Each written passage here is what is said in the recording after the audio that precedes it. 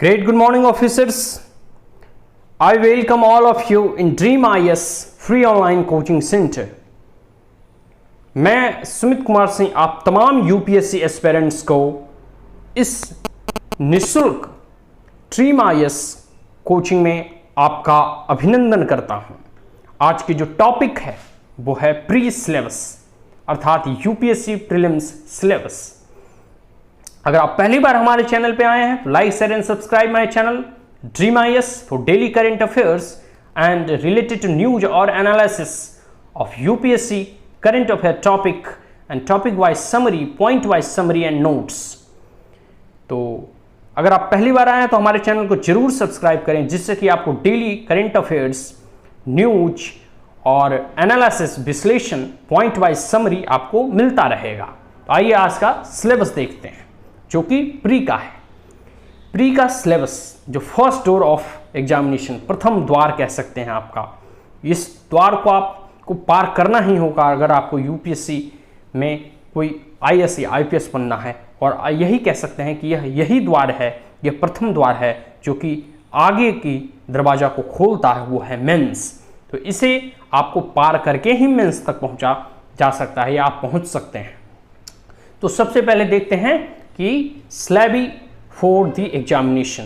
तो नोट है पहला, candidates are advised to go through the syllabus published in the section for the preliminary examination and the main examination as periodic revision of syllabus has been done in several subjects।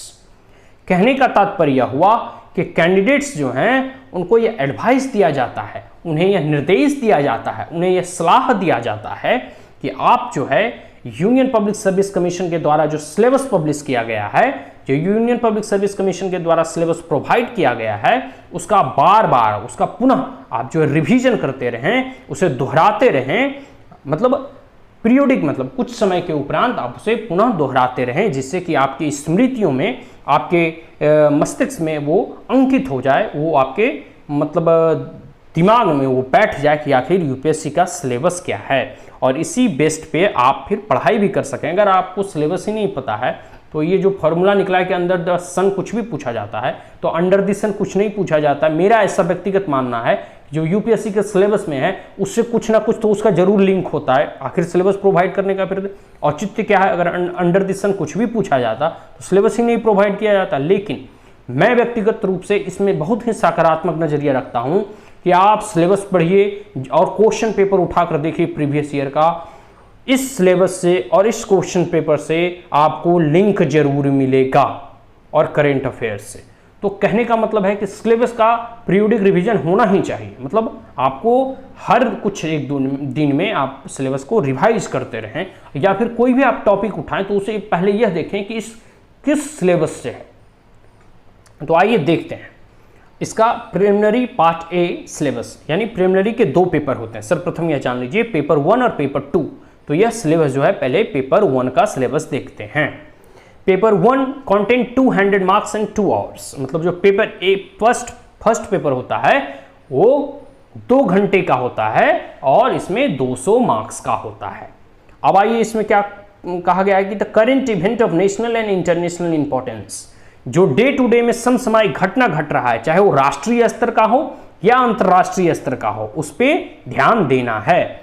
आगे कहा गया है history of India and Indian national movement, जो हमारा इतिहास है, हमारा जो अतीत है, उस पर ध्यान देना है। और इंडियन नेशनल मूवमेंट खास करके इससे जरूर प्रश्न पूछे जाते हैं स्वतंत्रता संग्राम को लेकर। इसमें हर एक साल कुछ ना कुछ प्रश्न इसमें फिक्स है, पूछे ही जाएंगे। अब आगे है कि India and the world geography, physical, social, economic geography of India and the world. मतलब जो भारत का और विश्व का जो ज्योग्राफी है, जो भूगोल है, उसका फिजिकल देखना है, मतलब उसका सोशल देखना है, उसका आर्थिक ज्योग्राफी देखना है, ये सब देखना है। भारत और विश्व का दोनों को देखते हुए चलना है। मतलब समझ गए, भारत का विशेष रूप से देखना है, भारत से कुछ विशेष रूप से प्रश्न पूछे जा सकते हैं, लेकिन वर्ल्ड का भी एक नजर सरसरी निगाह से आप डाल सकते हैं। अब आइए देखते हैं आगे क्या है कि Indian polity and governance, constitution, political system, Panchayati Raj, public policy, right issues etcetera.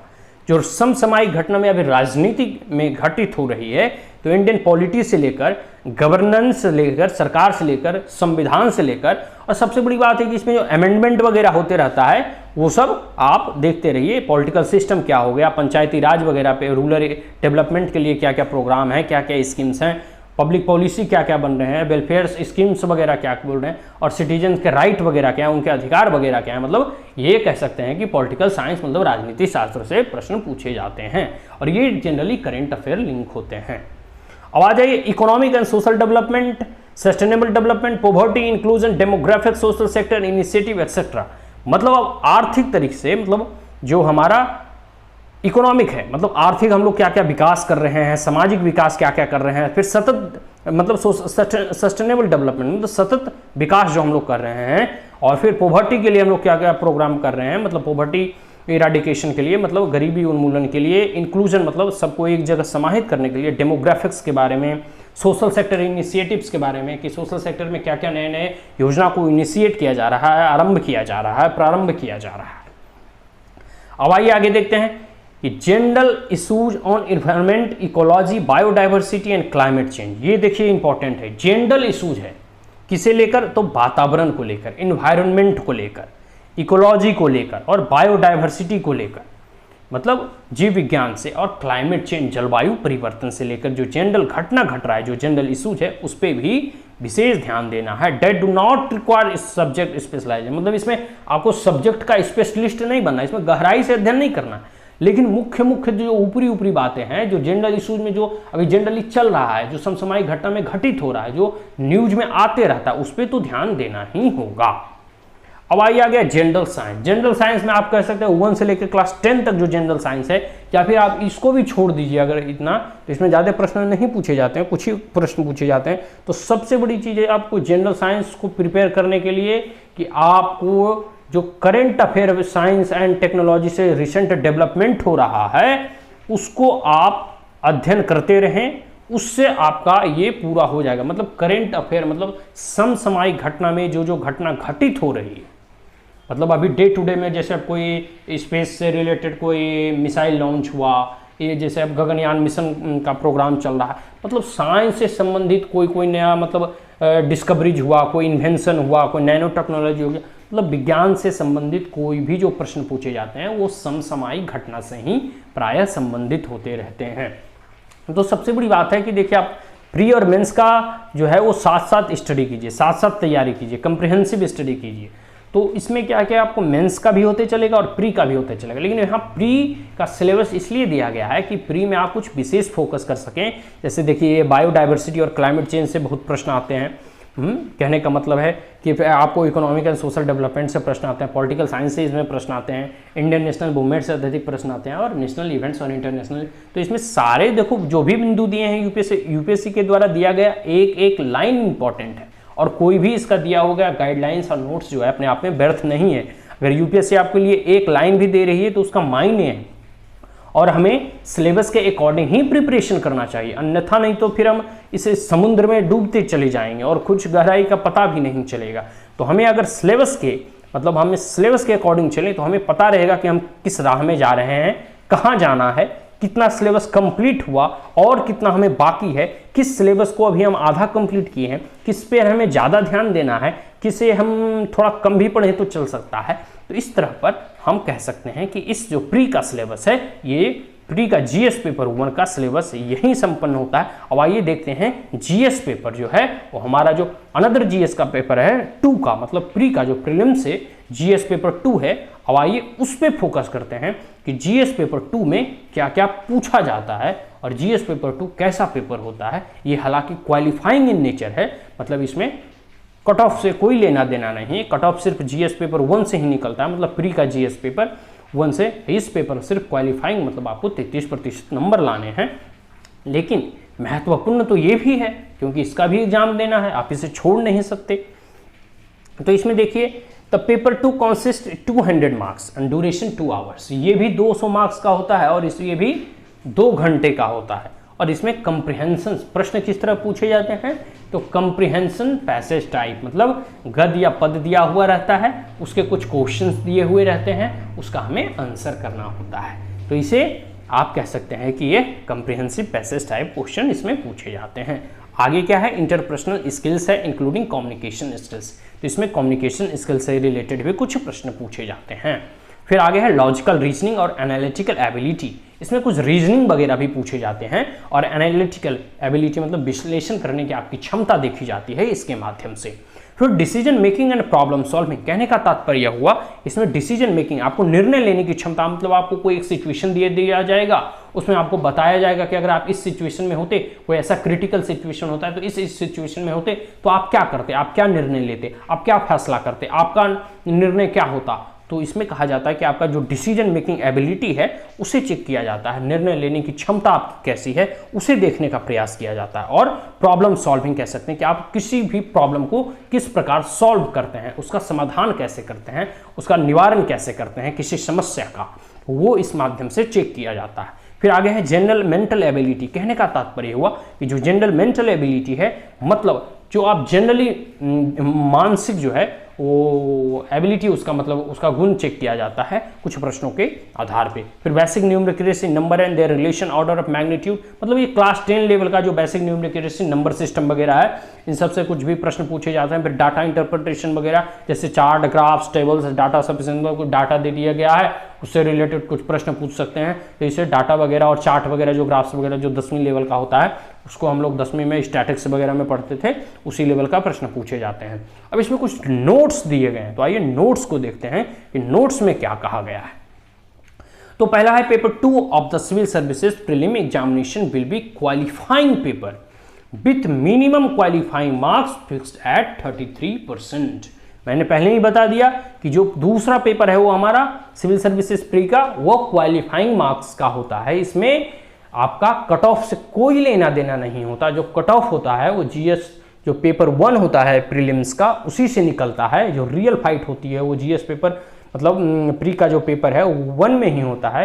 Paper 2 से इसका कोई लेना देना नहीं। इसमें मात्र आपको 33% नंबर लाने होते हैं और ये मूलतः क्वालिफाइंग पेपर है जिसमें आपको बस पास करना है। अब आगे नोट 2 में कहा गया the question will be of multiple choice and objective to question. अभी जानते हैं कि जो प्री होता है उसमें मल्टीपल चॉइस क्वेश्चन ही पूछे जाते हैं। मतलब एक प्रश्न दे दिए गए हैं, मान लो ये प्रश्न है और डॉट डॉट डॉट और ये मान लो 4 ऑप्शन है A B C and D. तो इन चारों ऑप्शन में आपको एक सही उत्तर को चुनना होता है। इसी को कहते हैं ऑब्जेक्टिव और multiple choice question. It is mandatory for the candidate to appear in both the paper of civil services prelim examination for the purpose of evaluation। देखिए यहाँ एक चीज़ नोट करने वाली बात है, ऐसा नहीं कि आपको ये क्वालिफाइंग पेपर है और इसको कट ऑफ से कोई लेना देना नहीं है तो इसमें हम अपीयर ही ना हो, मतलब इस परीक्षा को दे ही ना, ऐसा नहीं होता।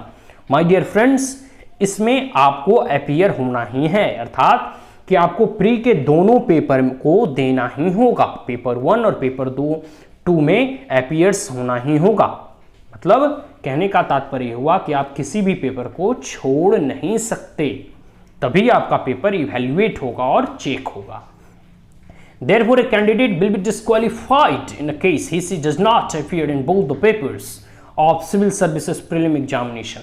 कहने का देखिए यहाँ स्पष्ट शब्दों में यहाँ निर्देश दिया गया है नोट 3 में कि वह विद्यार्थी को डिस्क्वालीफाइड कर दिया जाएगा, मतलब उसे फेल घोषित कर दिया जाएगा अगर कोई भी विद्यार्थी एक भी पेपर को मिस करता है, उसका कॉपी ही चेक नहीं होगा, कह सकते हैं आप इसको, उसे फेल घोषित कर दिया जाएगा। अगर आप एक परीक्षा दे लेते हैं, सोचते हैं कि दूसरा पेपर तो क्वालिफाइंग है, कट ऑफ से कोई लेना देना ही नहीं है, तो इसमें आप अपीयर होकर क्या करेंगे, छोड़िए इसको नहीं देते। नहीं माय डियर फ्रेंड्स, ऐसा नहीं होता। इसमें भी आपको अपीयर होना होगा, no matter whether it is qualifying only, कोई बात नहीं, ये सिर्फ क्वालिफाइंग पेपर है, लेकिन you have to appear in this examination और इन दिस पेपर।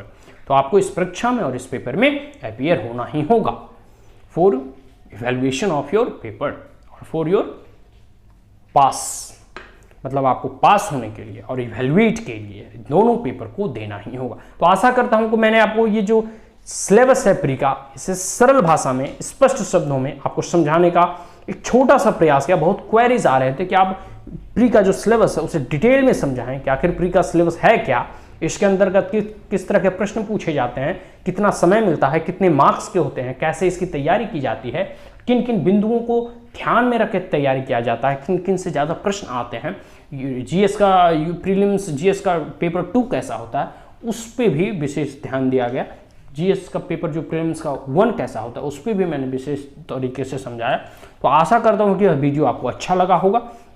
तो like share and subscribe my dear friend the dream IAS UPSC free online coaching channel and also subscribe तो कह सकते हैं। और आप अगर आपको किसी भी सब्जेक्ट पे शॉर्ट समरी जानना हो, किसी भी विषय पे आपको day to day current affairs related point wise summary जानना हो, तो आप कमेंट बॉक्स में बताएं, हम उसे बताने का भरसक प्रयास करेंगे।